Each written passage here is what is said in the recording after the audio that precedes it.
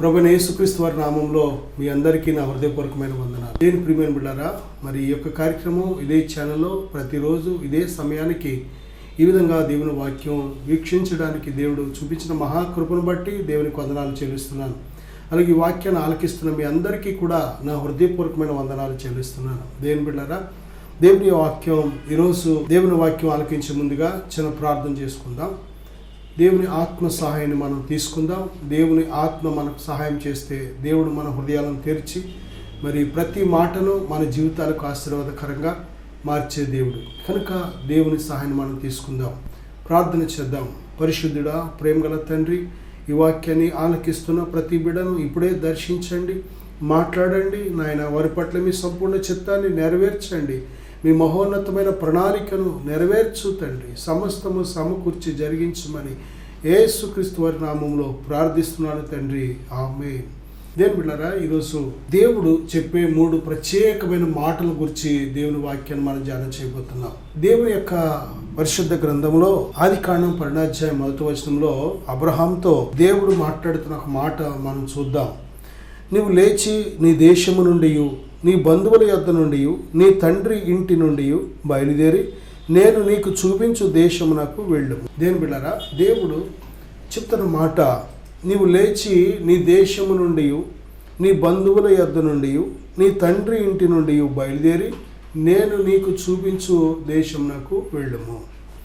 ప్రియ బిడ్డ, దేవుడు మనలను మొట్టమొదటిగా ఆయన మనను స్థిరపరిచే ముందు, ఆయన మనను ఆశీర్వదించే ముందు, ఆయన మనతో పాటు కలిసి నిత్య నివాసము చేసే ముందు ఆయన మనకు ఒక కమాండ్మెంట్, ఒక ఆజ్ఞను జారీ చేస్తాడు. ఏంటంటే, నీవు నీ దేశము, నీ బంధువులు, నీ తండ్రి ఇంటి నుండి బయలుదేరి నేను నీకు చూపించే దేశంలోకి వెళ్ళమనే ఈ కమాండ్మెంట్ని మనం చూడగలుగుతాం. నిజమే, మనము ప్రారంభంలో దేవుడు మనను దర్శించడానికి ముందు మన స్థితి ఎక్కడ ఉంటుందంటే, ఏదో ఒక ప్రాంతానికో, లేక ఏదో ఒక వర్గానికో, లేక ఏదో ఒక ఆచారానికో, లేక ఏదో ఒక ఈ లోక సంబంధమైన మర్యాదలకో అతుక్కుపోయి ఉంటాం. ఎందుకంటే మనం అందులోనే పుట్టి పెరిగిన వారం కనుక మన పితరుల నుంచి వచ్చిన అనేకమైన బంధకాల్లో మన ఆత్మ బంధించబడి ఉంటుంది. దేవుని బిడ్డలారా, దేవుడు ఒక వ్యక్తిని హెచ్చించే ముందు, ఒక వ్యక్తిని ఆశీర్వదించే ముందు, ఒక వ్యక్తిని తన చిత్తానుసారంగా నడిపించే ముందు దేవుడు మనకిచ్చే ఆజ్ఞ ఏంటంటే, నీవు నీ దేశము, నీ బంధువులు, నీ యొక్క తండ్రి ఇంటి నుండి లేచి నేను నీకు చూపించే ప్రదేశంలోకి వెళ్ళు అని ఇక్కడ మనం స్పష్టంగా చూస్తున్నాం. దేవుడు దేని బిడ్డ నిన్ను దీవించాలంటే నువ్వున్న స్థలంలోనే దీవించలేడా? నువ్వున్న ప్రాంతంలోనే, నువ్వున్న ప్రజల మధ్య దేవుడు దీవించలేడా? కాదు, అలా కాదని అర్థం. నువ్వున్న ప్రాంతంలోనే, నువ్వున్న ప్రదేశంలోనే, నువ్వున్న ప్రజల మధ్య ఆయన దీవించగలడు. ఇక్కడ దీని అర్థం ఏంటంటే, ఏ బంధకం అయితే దేవునిలో నువ్వు ఎదగకుండా, దేవునిలో నువ్వు అభివృద్ధి చెందకుండా, దేవుని బిడ్డలారా, ఏ బంధకం అయితే ఉందో ఆ బంధకాల నుంచి బయటికి రావాలి. నిజమే, దేవుని యొక్క మాటకు లోబడడమే మనం దేవుని ప్రేమిస్తున్నామని అర్థం. దీవించే దేవుడు మనకు ఒక ఆజ్ఞని ఇచ్చాడంటే ఆ ఆజ్ఞకు మనం తప్పనిసరిగా లోబడాలి. మనం దేవుని ఆజ్ఞకు లోబడుతున్నప్పుడే మనం దేవుని ప్రేమిస్తున్నామని అర్థం. దేవుని బిడ్డ, ఒక వ్యక్తి దేవుణ్ణి ప్రేమిస్తున్నానని చెప్పి ఒకవేళ దేవుడు చెప్పిన ఆజ్ఞను గైకొనకపోతే ఆ వ్యక్తి దేవుణ్ణి ప్రేమించే వ్యక్తి కాదు. ప్రభు చెప్తున్నారు యోహాను సువార్తలో, నా ఆజ్ఞలు గైకొని వాడే నన్ను ప్రేమించువాడు. నిజమే, దేవుని బిడ్డలారా, మనం వాక్యాన్ని ధ్యానిస్తూ ఉంటాం, దేవుని మందిరాల్లో ఎంతో వాక్యాన్ని ఆలకిస్తూ ఉంటాం, దేవుడు తన దాసుల ద్వారా మాట్లాడుతూ ఉంటాడు. అయితే ఈ విన్న మాటలకు ఎంతవరకు మనం లోబడుతున్నాం? ఇది చాలా ప్రాముఖ్యమైంది. విడిచిపెట్టమన్న వాటిని విడిచిపెట్టగలుగుతున్నామా? దేని బిడ్డ, విడిచిపెట్టమన్నా కొన్ని మనకు హాని చేసే గుంపులు, మనకు నష్టాన్ని కలిగించే ఆ యొక్క బంధాలు, వాటిని విడిచిపెట్టగలుగుతున్నామా? చాలాసార్లు దేని బిడ్డలారా, మనము ఉన్న స్థితి లేక మనం చేస్తున్న సహవాసాలు అవి మంచివి కాదని దేవుడు ఆయనకు తెలుసు. దేని బిడ్డలారా, దేవుడు ఎందుకు ఆ యొక్క ప్రాంతం నుంచి, ఆ తండ్రి ఇంటి నుండి, ఆ యొక్క దేశం నుండి ఎందుకు విడిచి రమ్మన్నాడు అంటే, దేవునికి ఒక ప్రణాళిక ఉంది. నీ ఇష్టం, నీ కోరిక కాదు. దేని బిడ్డారా, దేవుడు మనల్ని సృజించాడు కనుక దేవుడు మనకు ఈ ప్రాణాత్మ దేహాన్ని మరి ఇచ్చాడు కనుక తప్పనిసరిగా దేవుడిచ్చే ఆజ్ఞకు మనం లోబడవలసి ఉంది. దేవుని బిడ్డలారా, నన్ను ఇక్కడే దీవించు, నేను ఇక్కడే ఉంటాను, నాకు ఇక్కడే బాగుంది అనుకుంటే అసలు అది ఏమాత్రము సరైన జవాబు కాదు. అది దేవుని చిత్తానికి విరోధమైంది కూడా. ఎందుకంటే దేవుని బిడ్డలారా, దేవుడు నేను ఒక ఉన్నతమైన స్థితికి తీసుకెళ్లే ముందుగా ఒక ఉన్నతమైన స్థలంలో పెడతాడు. అంతేకాదు, ఒక ఉన్నతమైన స్థితికి నేను తీసుకెళ్లే ముందు ఉన్నతమైన పాఠాలు నేర్పించాలి నీకు. ఒక ఉన్నతమైన స్థితిని ఇచ్చే ముందు నేను ఆ ఉన్నతమైన స్థితిని కాపాడుకునేలాగా నేను బలపరచాలి. ముందు ఒక ఉన్నతమైన స్థితిలో నేను పెట్టాలి అంటే ఉన్నతుడైన దేవుని కోసం నీకు తెలియాలి. ముందు ఒక ఉన్నతుడైన ఆ దేవుని శక్తి, దేవుని ప్రేమ, దేవుని అధికారం, దేవుని మహిమ నీకు తెలియకపోతే ఆ ఉన్నతమైన స్థితికి దేవుని చేతను చేర్చబడలేవు. దేవుని బిడ్డలారా, ఒక్కసారి ఆలోచన చెయ్యి. మన శక్తి, మన బలము చేత మనము ఏమీ చేయలేము. మనం చేయగలిగిందంతా ఈ లోకాన్ని నిర్మించుకుంటాం, ఈ లోకంలో ఉన్న వాటిని నిర్మించుకుంటాం. దేవుని బిడ్డలారా, మనం ఈ లోకంలో ఉన్నదంతా కూడా దేవుని బిడ్డలారా అది నశించిపోయేది, అది మనతో వచ్చేది కాదు. దేవుడు ఒక వ్యక్తిని నిర్మిస్తే ఆ వ్యక్తి దేవుని బిడ్డలారా, ఒక వ్యక్తిని దేవుడు ఉన్నతమైన స్థానానికి తీసుకొస్తే ఆ వ్యక్తి దేవుని బిడ్డలారా ఆత్మీయంగా దీవించబడతాడు. ఆ వ్యక్తి ఈ లోకాన్ని విడిచిపెట్టేసినా సరే మిగిలిన తరాలు కూడా ఆ వ్యక్తి ద్వారా దీవించబడుతూ ఉంటాయి. ఒక వ్యక్తిని దేవుడు ఆశీర్వదిస్తే ఆశీర్వాదం అది శాశ్వతమైన ఆశీర్వాదం. దేవుడు ఒక వ్యక్తి పట్ల ఒక ప్రణాళిక కలిగి ఉన్నాడు అంటే ఆ వ్యక్తిని నడిపించడానికి దేవుడు తప్పనిసరిగా ఒక గొప్ప బాధ్యత తీసుకుంటూ ఉంటాడు. దేవుని బిడ్డలారా, దేవుడు మనల్ని అందరినీ ప్రేమిస్తున్నాడు. ఏ ఒక్కరి పట్ల ప్రత్యేకమైన బాధ్యత కాదు. బైబిల్ చెప్పిన దేవుడు లోకమును ఎంతో ప్రేమించాడు. నేను ప్రేమిస్తున్నాడు ఆయన.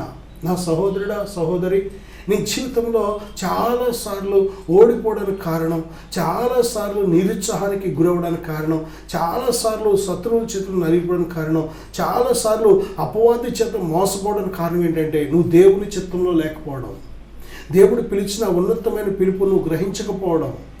ఎటువంటి ఉన్నతమైన పిలుపుతో పిలిచాడో ఆ పిలుపుకు తగినట్లు నువ్వు జీవించినట్లయితే ఆయన చిత్తంలో నడుస్తున్న ప్రతి ఒక్కరికి కూడా ఆయన ప్రత్యేకమైన కాపుదల, భద్రత, నడిపింపు, సహాయం అందచేసేవాడు ఉన్నాడు దేవుడు. నీ ఇష్ట ప్రకారం నువ్వు జీవిస్తే దేవుడు సహాయం ఇవ్వడం. నీ ఇష్టాన్ని, నీ కోరిక చొప్పున నువ్వు ప్రవర్తించినట్లయితే దేవుడు కావలసిన భద్రతను ఏమాత్రం దయచేయడు. ఆయన చిత్తానికి విరోధంగా ఏది చేయడు ఆయన. దేవుని బిడ్డలారా, ఆయన చిత్తానుసారంగా ఏది అడిగినిచ్చే దేవుడు, ఆయన చిత్తానుసారంగా ప్రతి ప్రార్థనకు జవాబిచ్చే దేవుడు, ఆయన చిత్తానుసారమైన మరి ప్రతి వాగ్దానం నెరవేర్చే దేవుడు ఆయన. కనుక వాగ్దానం చేసిన దేవుడు నమ్మదగిన దేవుడు కనుక నా సహోదరుడా, సహోదరి, దేవుడు కొన్నిసార్లు ఏమంటాడంటే ఇదిగో నీ దేశం నుండి, నీ తండ్రి ఇంటి నుండి, నీ బంధువుల నుంచి లేచి బయలుదేరి నేను నీకు చూపించే దేశమునకు వెళ్ళు అంటూ ఉంటాడు. ఆ సమయానికి నువ్వు ఎలా ఉండాలి అంటే ఎస్ లార్డ్, ఓకే ప్రభువా అని సిద్ధంగా ఉండాలి విడిచిపెట్టడానికి.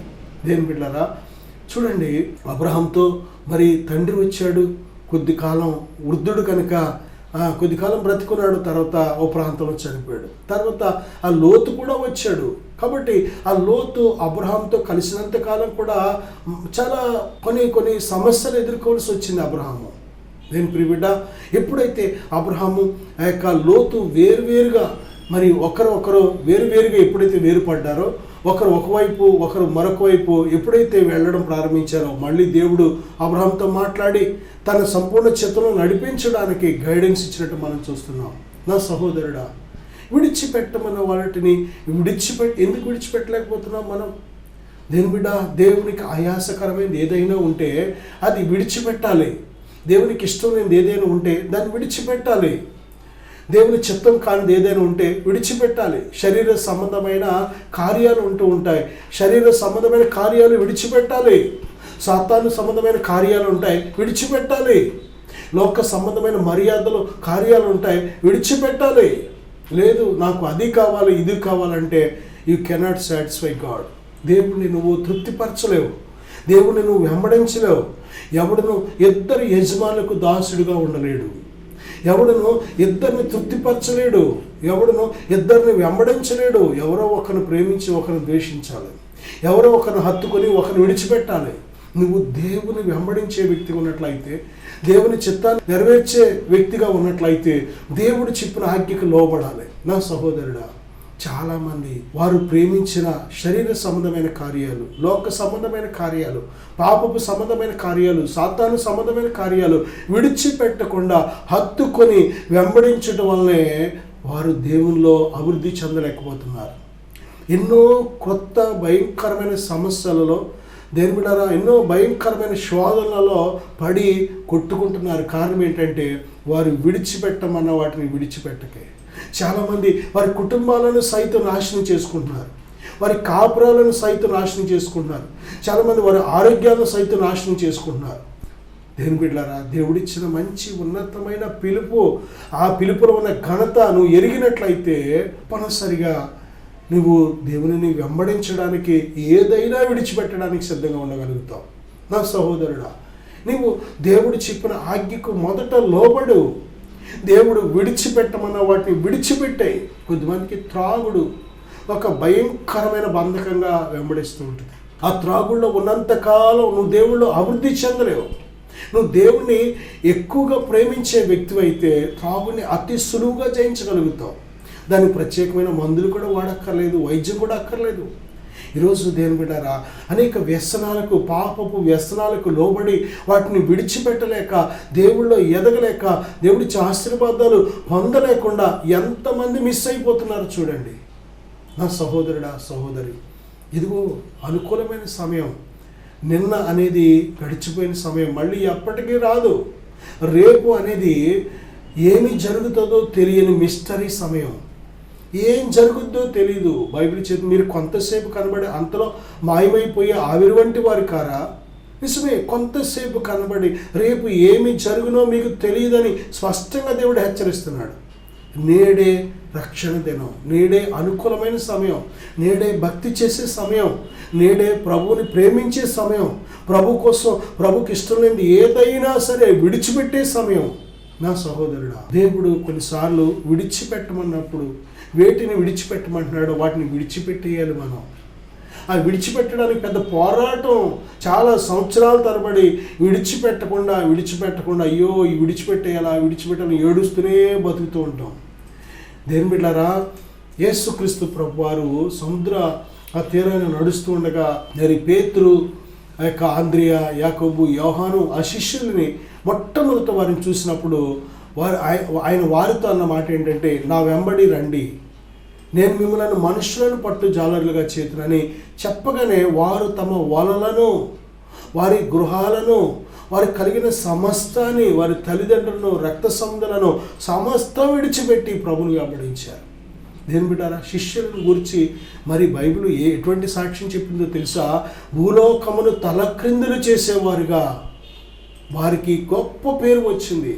నిజమే, దేవుని చేతిలో అటువంటి గొప్ప ఘనమైన కార్యాలు చేసేవారిగా, దేవుని ఆత్మ చేత అభిషేకించబడి, దేని బిడ్డలారా, దేవునికి మహిమ తెచ్చే ఘనమైన కార్యాలు, ఏ నరుడు చేయలేని మహోన్నతమైన కార్యాలు పరిశుద్ధాత్మ చేత, దేవుని ఆత్మశక్తి చేత వారు జరిగించగలిగారు. కారణం ఏంటంటే దేవుడు వేటిని విడిచిపెట్టమన్నాడో వాటిని ఆ పిలిచిన వెంటనే వారు విడిచిపెట్టేశారు. దేని బిడ్డలారా, ఈరోజు మన ఆత్మీయ జీవితాల్లో మనము చాలాసార్లు ఫెయిల్ అవ్వడానికి, ఎదగకపోవడానికి, మన విలువైన సమయము, విలువైన సొత్తులు వేస్ట్ అవ్వడానికి కారణం ఏంటంటే దేవునికి ఇష్టము లేనివి కొన్ని విడిచిపెట్టమన్న వాటిని విడిచిపెట్టకుండా ఇంకా అంటి పెట్టుకుని ఉండడమే కారణం. రెండవదిగా మనం చూస్తే లూకా సువార్త 5వ అధ్యాయం 4వ వచనంలో సీమోనుతో ప్రభు చెప్తున్నారు, నీవు దోణెను లోతునకు నడిపించి చేపలు పట్టుటకు మీ వలలు వేయుడి. లోతునకు నడిపించమంటూ ఉంటాడు.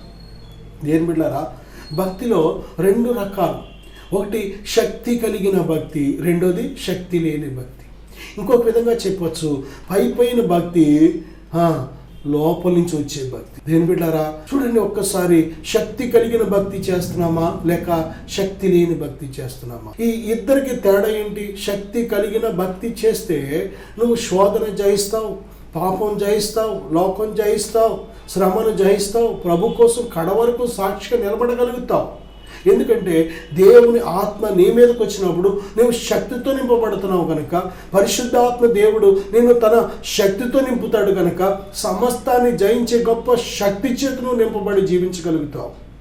అలా కాకుండా దేవుని ఆత్మ మీద ఆధారపడకుండా, దేవుని శక్తి మీద ఆధారపడకుండా, దేవుని నడిపింపు మీద ఆధారపడకుండా నీ సొంత ఆలోచన మీద, నీ సొంత భక్తి మీద ఆధారపడినట్లయితే పైన భక్తి చేయగలుగుతావు. శ్రమ వచ్చినప్పుడు నిలబడలేవు, శోధన వచ్చినప్పుడు జయించలేవు. దేని బిడ్డారా, లోకం నిన్ను అభ్యంతరపరిచినప్పుడు పడిపోతావు. కారణం ఏంటంటే నీ సొంత భక్తి చేత, దేవుని శక్తి చేత నువ్వు జీవిస్తేనే జయించగలుగుతావు. దేని బిడ్డారా, మూడవదిగా మనం చూస్తే, మత్తయి సువార్త 17:1-3 చూద్దాం. పేతురు, యాకోబు, యోహాను వారిని ముగ్గురిని కూడా ప్రభువారు వెంట పెట్టుకొని ఎత్తైన యొక్క కొండ మీదకి ఏకాంతముగా పోయి వారి ఎదుట రూపాంతరము పొందెను. దేని బిడ్డలారా, చూడండి, ఇక్కడ మూడవదిగా ప్రభు ఎక్కి రమ్మంటారు. నిన్ను ఎత్తైన కొండ మీదకి ఎక్కి రమ్మంటూ ఉంటారు. ఆయన మీతో మనతో పాటు వచ్చి ఏం చేస్తారంటే మనలను కూడా ఎక్కి రమ్మంటూ ఉంటారు. దేని బిడ్డలారా, ఆ ఎత్తైన కొండ మీద ఒక ప్రత్యేకత ఉంది. ఏంటంటే దేవుని మహిమను చూడగలుగుతావు, దేవుని మహిమ కలిగిన కార్యాలను చూడగలుగుతావు. నిజమే, ఒక కొండ ఎక్కడం అనేది ఇది ఒక కొండకి కాదు, కానీ ఇది సాదృశ్యం. ఇది ఆత్మ సంబంధమైన అనుభవాల్లో ఇందాక దేవుని బిడ్డలారా దోణి లోతుకు నడిపించమని ఎలాగైతే దేవుడు చెప్పాడో ఎత్తుకు మనం వెళ్ళాలి, దిగజారిపోకూడదు, కిందకి దిగజారిపోకూడదు, ఎత్తైన అనుభవం మీదకి మనం వెళ్ళాలి. దేని బిడ్డారా, నిజమే, ఒక కొండ సమానమైన ప్రాంతంలో నడిచే కంటే ఒక కొండ ఎక్కడం అనేది ఒక విధంగా అది కష్టమైన పనే. కానీ దేని బిడ్డారా, ఆ యొక్క కొండ ఎక్కినప్పుడు నువ్వు ఉన్నతమైన దేవుని మహిమను చూడగలుగుతావు, దేవుని ప్రసన్నతను చూడగలుగుతావు. ఇలాంటి కార్యాలు నీ జీవితంలో ఎప్పుడైతే జరుగుతాయో నీ బ్రతుకు దినాలన్నీ కూడా బలమైన పాత్రగా జీవించగలుగుతావు. నా సహోదరుడా, సహోదరి, ప్రభువైన యేసుక్రీస్తు వారు పేతురు, యాకోబు, యోహాను ఆ ముగ్గురు శిష్యుల్ని ఆ రూపాంతర కొండ మీదకు తీసుకెళ్ళిన తర్వాత ఆయన అసలు మహిమను, తన యొక్క తేజస్సును, ఆ యొక్క వెలుగును వారి శిష్యులు ఎప్పుడైతే చూశారో దేని బిడ్డలారా వారు ఆశ్చర్యపోయారు. ఇప్పటి వరకు మనతో ఉన్న ఈ యేసు ఇంత గొప్పవాడా, ఇంత మహిమ కలిగిన వాడా, ఈయన దేవుడా, ఈయనే దేవుడు, ఈయన తప్ప ఇక ఎవరు లేరు. కాబట్టి వారికి తెలియకుండానే వారిలో వారు ఏం మాట్లాడుతున్నారంటే, ప్రభువా మనం ఇక్కడ ఉండటం మంచిది, నువ్వు అనుమతిస్తే నీకోటి, మోషేకోటి, ఏలియాకోటి 3 పర్ణశాలలు కట్టేస్తాను అంటున్నాడు. తను ఏం మాట్లాడుతున్నాడో తనకే తెలియట్లేదు. దేని బిడ్డారా, ఆయనకు భూమి ఆకాశములు కూడా చాలా. ఆయనకి ఈ సమస్త సృష్టిని సృజించిన దేవునికి మనం ఏ పాటి ఆలయం కట్టగలం? దేని బిడ్డారా, సొలొమోనే అన్నాడు, ఆయన నేను ఏ పాటి ఆలయం కట్టగలను అన్నాడు. అంత మహిమ కలిగిన దేవుడు తన మహిమను మనకు చూపించాలని ఆశపడుతున్నాడు. తన శక్తిని, తన ప్రభావాన్ని మనం అనుభవించాలని ఆశపడుతున్నాడు. దేని ప్రియబిడ్డ, ఇది అనుకూలమైన సమయం. నేడు అనబడి సమయం ఉన్నప్పుడే నిజమే ఎత్తైన కొండ అనుభవంలోకి మనం వెళ్ళాలి. దేని బిడ్డారా, వాక్యాన్ని లోతుగా ధ్యానిస్తున్నప్పుడు, ప్రార్థన ఎక్కువగా చేస్తున్నప్పుడు, ఉపవాసం ఎక్కువగా చేస్తున్నప్పుడు, దేవుని ఎక్కువగా ప్రేమిస్తున్నప్పుడు, దేవుని మీద పూర్తిగా ఆనుకుంటున్నప్పుడు, దేవుని బిడ్డారా దేవునికి పూర్తిగా విధేయురాలుగా నువ్వు జీవిస్తున్నప్పుడు ఎత్తైన కొండ అనుభవంలోకి వెళుతున్నావు. దేని బిడ్డ, ఈ 3 పిలుపులు చాలా ఉన్నతమైన పిలుపులు కనుక మొదటిగా దేవుడు అబ్రహామును పిలిచినట్టు బయటికి రమ్మన్నప్పుడు వచ్చే, దేవునికి ఇష్టం లేని బంధకాలుంటే విడిచిపెట్టే, ఇష్టమైన ప్రాంతాలుంటే విడిచిపెట్టే, దేవునికి ఇష్టమైన మనుషులుంటే విడిచిపెట్టే. ఆ సహవాసానికి మంచిది కాదు. రెండవదిగా లోతుకు వెళ్ళు అనుభవాన్ని. దేని బిడ్డ, పైన కాదు, నీ దోనెను అంటే నీ ఆత్మీయ జీవితాన్ని ప్రభువులో కొంచెం లోతుగా నడిపించు, కొంచెం లోతుగా వెళ్ళు. భయపడకు, ప్రభు నీకు తోడుగా ఉంటాడు.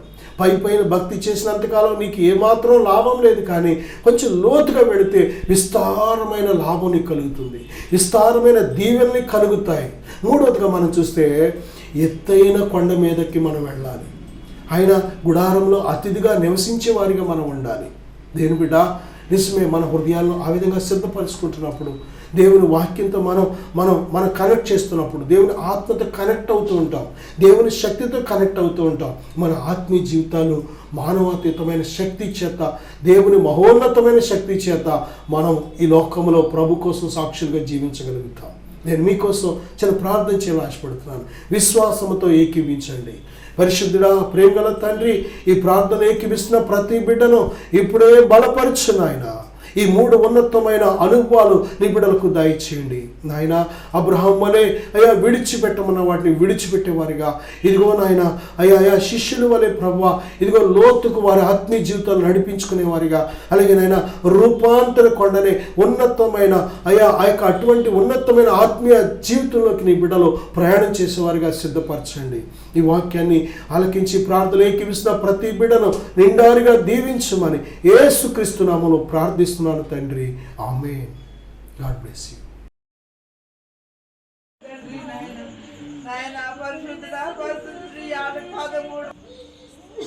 కుటుంబాన్ని నాశనం చేసిన దెయ్యమా, పో బయటికి. Out out out out.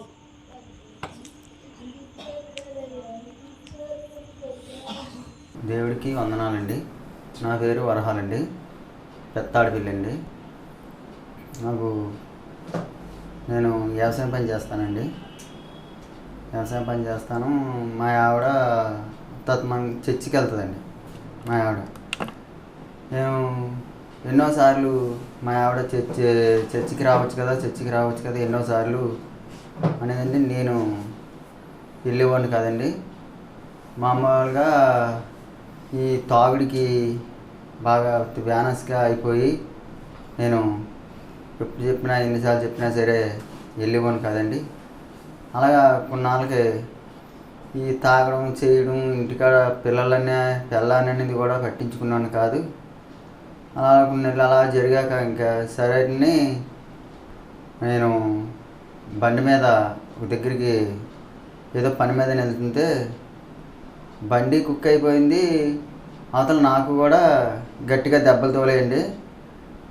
మా పక్కనే ఒక ఉదంతా ఒక మనిషి మునిగిపోయింది. గొయ్య కూడా ఉంది, అందులో కూడా వెళ్ళకుండా రోడ్డు మీదే పడిపోయింది. నేను అప్పుడు అనుకున్నాను, ఏంటి మా ఆవిడ దేవుడిలోకి వెళ్తుంది, ఆ దేవుడే నన్ను ఎంతో కాపాడాడు అనుకున్నాను. అయినా సరే మళ్ళీ ఈ దెబ్బలు మారినా సరే మళ్ళీ నేను మానలేకపోయానండి. ఇంకా నావలేదని చర్చికి ఏదేలాగా మా పాస్టర్ గారు స్వామి గారు కేక ఎత్తే ఇలా అలాగ ఇంకా ప్రార్థనలు ఇవన్నీ చేసి ఇలాగా అలా రక్షణ తీసుకున్నాండి. ఇప్పుడైతే నా పిల్లలేంటి శుభ్రంగా అన్యాయంగా ఉంటున్నాము. ఇంకా దేవుళ్ళకి వెళ్ళాక ఇంకా నాకు మాత్రం తేలిగ్గా ఉంటుంది, శుభ్రంగా ఆనందంగా ఉంటుంది. ఇప్పుడైతే కొంత పిల్లలనేటి కొంచెం బాగా చూసుకుంటున్నానండి. పర్లేదు, తేలిగ్గా ఉంటుందండి నాకు. దేవుని నాకు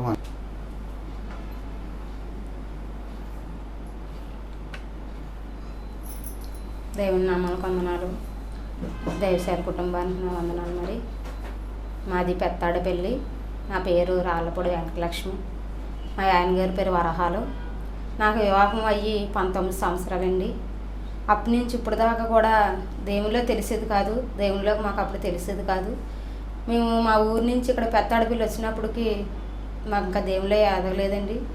అప్పుడు నేను కొన్ని పెద్ద పిల్లకి యాక్సిడెంట్ అయిందండి. యాక్సిడెంట్ ద్వారాగా నేను దేవునిలోకి వెళ్ళడం జరిగింది. నా పెద్ద పిల్లకి కాలు ఇరిగిపోయింది. ఇక్కడ యాక్సిడెంట్ అయ్యిందండి పెత్తాడపల్లిలోనే. ఆ కాలు ఇరిగిపోయిన కాడి నుంచి దేవుడి గురించి అసలు మాకు తెలియదు. మా అమ్మ మా నాన్నగారు వెళ్ళేవారు కానీ మాకు తెలియదండి. అప్పటి నుంచి దైవసేవకులు వచ్చి నా బిడ్డ విషయంలో ప్రార్థన చేశారు. నా బిడ్డ కాలు విరిగిపోయిన సమయంలో దేవుడే వచ్చి మాతో మాట్లాడే బిడ్డని కాలు ఇరిగిపోయిన కాలుని అతికించి ఆ బిడ్డని రక్షించాడు. అప్పటి నుంచి నేను దేవుడి గురించి తెలుసుకున్నానండి. దేవునిలో ఎలాగెదగాలి, దేవునిలోకి ఎలాగెళ్ళాలి అని అపవాదం నా పట్ల ఎంతగానో శోధించాడు, నాకైతే తెలియదు. మరి దేవుడు నా బిడ్డ ద్వారాగా, నా పెద్ద బిడ్డ ద్వారాగా దేవునిలో నేను ఎదగడం జరిగిందండి. అప్పటి నుంచి ఇప్పటి వరకు కూడా 5వ సంవత్సరం పాప అప్పుడు నా పిల్లకి కాలు ఇరిగిపోయిందండి, పెద్ద పిల్లకి. అప్పటి నుంచి ఇప్పుడు దాకా కూడా నేను దేవుళ్ళలోనే కొనసాగుతున్నాను. ఎన్నో ఇబ్బందులు, ఎన్నో ఇరుకులు అయినప్పటికీ నేను ఎదుగుతూనే ఉన్నానండి. నాకు 2 ఆడపిల్లలండి. మా ఆయన అయితే చిన్నప్పటి నుంచి యవ్వన వయసు నుంచి త్రాగుడికి లోబడేయండి. అయినా సరేలేని దగ్గర సంబంధమే చేసుకున్నాము. చేసుకుంటే తర్వాత పెళ్ళైన వాళ్ళు మారిన వాళ్ళు లేరటని చేసుకున్నాము. ఆ బిడ్డ మారాడు. ఆ బిడ్డ వల్ల చాలా సాధనలు వచ్చాయి. ఆ బిడ్డ త్రాగుడికి లోబడిపోయి బాగా వ్యసనానికి లోబడిపోయాడు. అయినా దేవుడిని అడిగేదాన్ని, పాస్టర్ గారి దగ్గరికి వచ్చి ప్రార్థన చేయించేదాన్ని. ప్రార్థన చేసినప్పుడు సరేనమ్మ నీ భర్త మారుతాడమ్మా ఏదో ఒకటి అయ్యాని అనేవారు. ప్రార్థన చేసేవారు దైవ సేవలు కూడా. అలాగే ప్రార్థనకు అప్పుడప్పుడు జనవరి 1 కానీ క్రిస్మస్ కానీ వస్తూ ఉండేవాడు. త్రాగేసే వస్తూ ఉండేవాడు. వచ్చినా సరే అలాగ తిరుగుతూ ఉండేవాడు. అలాగే ఒక రోజు మట్టుకి ఫుల్గా డ్రింక్ తాగేసి ఎలమిల్లి వెళ్తుండగా పెద్ద యాక్సిడెంట్ అయ్యిందండి. తనకి తంబాన్ని కొట్టేశాడు. స్ట్రైట్గా వెళ్ళి తంబాన్ని కొట్టేశాడు. కొట్టేస్తే తల ఇక్కడికి ఇలాగా పగిలిపోయిందండి. కోసేసింది తంబం. అక్కడ చిన్న బోధు కూడా ఉంది. ఆ బోధులో పడకుండా దేవుడు తన రెక్కల సాటును కాపాడే పక్కన పడేలాగా బోధులోకి వెళ్ళకుండా పక్కనే పడ్డాడండి. పడినప్పుడు అప్పుడు కూడా అన్నాను దేవుళ్ళలోకి రా అన్నాను. వచ్చేవాడు కాదు. ఆయన నిజమైన దేవుడే బతికించాడు అనేవాడు.